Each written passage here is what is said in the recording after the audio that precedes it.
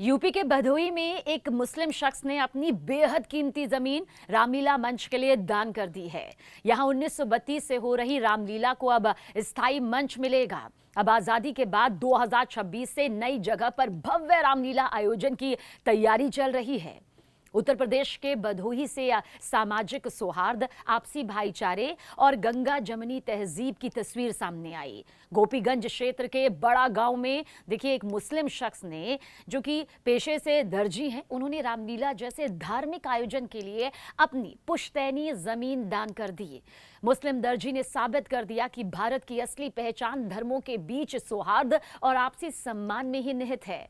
बड़ा गांव में साल 1932 से रामलीला की परंपरा लगातार चली आ रही है। यहाँ रामलीला सिर्फ एक आयोजन नहीं, बल्कि गांव की पहचान और संस्कार बन चुकी है। लेकिन हैरानी की बात यह रही कि करीब 90 साल बीत जाने के बावजूद रामलीला के लिए कोई पक्का मंच नहीं बन पाया। हर साल अस्थायी ढांचे पर ही मंचन होता रहा, जहां कलाकारों को भी परेशानी होती थी और दर्शकों को भी। इसी कमी को महसूस करते हुए गांव के ही निवासी और पेशे से कपड़े सिलने वाले दर्जी 65 साल के अब्दुल रहीम सिद्दीकी उर्फ कल्लन ने एक बड़ा और ऐतिहासिक फैसला लिया। उन्होंने अपनी पुश्तैनी जमीन का 2 से 3 बिस्वा हिस्सा, करीब 4000 वर्ग फीट जमीन आदर्श रामलीला समिति को दान कर दिया, ताकि रामलीला के लिए एक स्थायी मंच बनाया जा सके। खास बात तो यह है कि अब्दुल रहीम सिर्फ दान देने वाले ही नहीं हैं, बल्कि वो सालों से खुद रामलीला से जुड़े रहे हैं और आयोजन में सक्रिय भूमिका निभाते आए हैं। रामलीला के प्रति उनका प्रेम और श्रद्धा ही उनके इस फैसले की सबसे बड़ी वजह बनी रही। उन्होंने कहा कि ये जमीन उनकी नहीं, बल्कि समाज और गांव की आने वाली पीढ़ियों की अमानत है और ये सब श्री राम की कृपा से मुमकिन हुआ है।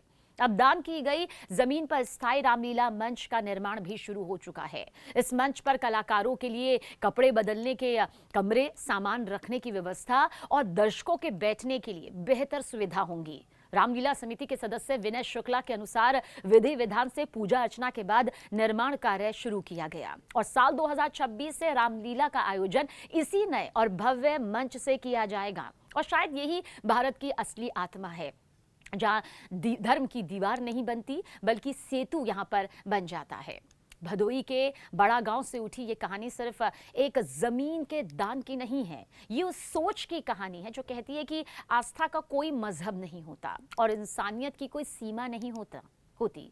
एक मुस्लिम दर्जी द्वारा रामलीला मंच के लिए अपनी पुश्तैनी जमीन दान करना अपने आप में एक ऐसा उदाहरण है जो आज के वक्त में किसी चमत्कार से कम नहीं लगता। अब्दुल रहीम सिद्दीकी उर्फ कल्लन का ये कदम हमें याद दिलाता है कि श्री राम सिर्फ किसी एक धर्म के नहीं, बल्कि मर्यादा, त्याग और प्रेम के प्रतीक हैं। जब वो अपनी जमीन को समाज और आने वाली पीढ़ियों के नाम समर्पित करते हैं, तो दरअसल वो भारत की गंगा जमनी तहजीब को एक बार फिर जिंदा कर देते हैं। जी हाँ, यही वो तहजीब है जिसने सदियों से हमें एक दूसरे के साथ रहना, एक दूसरे के साथ खुशियों में शामिल होना और एक दूसरे के त्योहारों को अपनाना, मनाना सिखाया है। 1932 से चली आ रही रामलीला अब एक स्थायी मंच पाएगी, लेकिन उससे भी बड़ी बात यह कि ये मंच भरोसे, प्रेम और भाईचारे की मजबूत नींव पर खड़ी होगी। जब 2026 में इसी मंच से राम की मर्यादा, लक्ष्मण का त्याग और हनुमान की भक्ति का मंचन होगा, तो हर दृश्य के पीछे अब्दुल रहीम की वो सोच भी जिंदा होगी, जिससे नफरत के शोर में इंसानियत की सबसे ऊंची आवाज बुलंद हो जाती है। आज जब देश और समाज को ऐसे उदाहरणों की सबसे ज्यादा जरूरत है, तब भदोही के बड़ा गांव की ये कहानी हमें सिखाती है कि ये असली धर्म इंसान को जोड़ता है, तोड़ता नहीं। यही संदेश है, यही सीख है और यही उम्मीद है कि अगर हर गांव में एक अब्दुल रहीम हो, तो भारत की एकता और भाईचारा कभी कमजोर नहीं पड़ सकता।